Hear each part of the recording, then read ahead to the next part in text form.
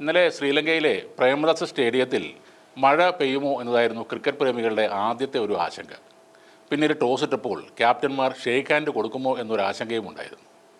Pakistan toss നേടി bowling തിരഞ്ഞെടുത്തപ്പോൾ അവരുടെ spin മാജിക്കിൽ India തകരുമോ എന്നതായി അടുത്ത ആശങ്ക.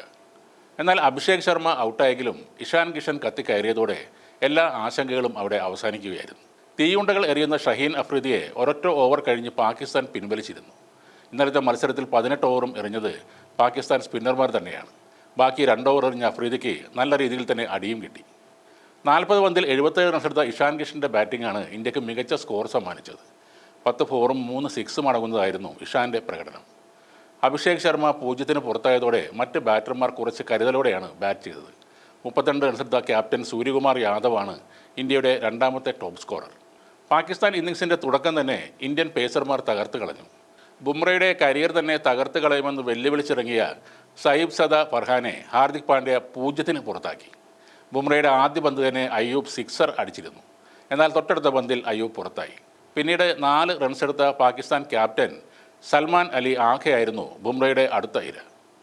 7 പന്തിൽ 5 റൺസെടുത്ത ബാബർ അസമിനെ അക്സർ പട്ടേൽ ക്ലീൻ ബോൾ ചെയ്തതോടെ പാകിസ്ഥാൻ 4 വിക്കറ്റിന് 34 എന്ന നിലയിൽ തകർന്നു വീണു. വിക്കറ്റ് കീപ്പർ ഉസ്മാൻ ഖാൻ നടത്തിയ ഒറ്റയാൾ പോരാട്ടം മാത്രമാണ് പാകിസ്ഥാന് ആശ്വാസമായത്. 44 റൺസ് നേടിയ ഉസ്മാനാണ് പാകിസ്ഥാൻ്റെ ടോപ്പ് സ്കോറർ. 2020 ലോകകപ്പ് പോരാട്ടത്തിൽ ഇന്ത്യയോട് പരാജയപ്പെട്ടതിന് പിന്നാലെ പാകിസ്ഥാനിൽ ആരാധകരുടെ രോഷം അണപൊട്ടുകയാണ്. ചരിത്രത്തിലെ ഏറ്റവും വലിയ പരാജയങ്ങളിലൊന്ന് ഏറ്റുവാങ്ങിയ പാകിസ്ഥാൻ ടീമിനോടുള്ള പ്രതിഷേധ സൂചകമായി ആരാധകർ പതിവ് പോലെ ടെലിവിഷൻ സെറ്റുകൾ തല്ലിത്തകർക്കുന്ന ദൃശ്യങ്ങൾ സോഷ്യൽ മീഡിയയിൽ വൈറലാകുന്നുണ്ട്. 61 റൺസിൻ്റെ കൂറ്റൻ തോൽവി പാക് ക്രിക്കറ്റ് പ്രേമികളെ ഞെട്ടിച്ചിരിക്കുകയാണ്. നാണക്കേടും ആഘാതവും കൊണ്ട് സംസാരിക്കാൻ പോലും കഴിയുന്നില്ല എന്നായിരുന്നു TV അടിച്ചുപൊളിച്ച ഒരു പാകിസ്ഥാൻ ആരാധകൻ പ്രതികരിച്ചത്. സ്റ്റേഡിയത്തിന് പുറത്ത് പാകിസ്ഥാൻ ആരാധകർ നിരാശയോടെയാണ് പ്രതികരിച്ചത്. ഇതൊരു പതിവ് കാര്യമായി മാറിയിരിക്കുന്നു. ബുംറയെയും ഹാർദിക്കിനെയും നേരിടാൻ ഞങ്ങളുടെ പക്കൽ മറുപടിയില്ല. ടീം ഇന്ത്യ എപ്പോഴും മികച്ച രീതിയിൽ ഹോംവർക്ക് ചെയ്താണ് വരുന്നത് എന്ന് സ്റ്റേഡിയം വിട്ടിറങ്ങിയ പല ആരാധകരും പറഞ്ഞു.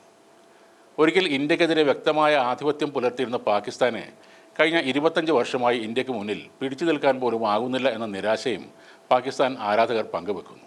ഇന്നലത്തെ മത്സരത്തിൽ അടിച്ചു തകർത്ത ഇഷാൻ കിഷൻ ഗംഭീരമായൊരു തിരിച്ചുവരവാണ് നടത്തിയിരിക്കുന്നത്.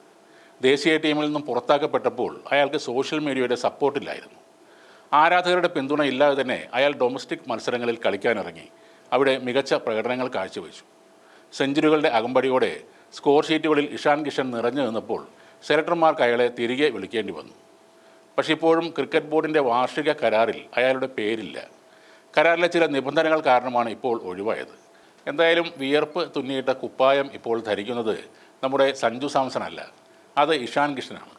സ്വയം മെച്ചപ്പെടുത്തി ആരാധകരുടെ പിന്തുണ ഇല്ലാതെ ഇതുപോലൊരു തിരിച്ചുവരവ് മറ്റൊരു താരത്തിനും ഉണ്ടായിരിക്കില്ല. കഴിഞ്ഞ 7 മത്സരങ്ങളിൽ ഇഷാൻ്റെ സ്കോറുകൾ ഒന്ന് നോക്കിയാൽ അക്കാര്യം നമുക്ക് മനസ്സിലാകും.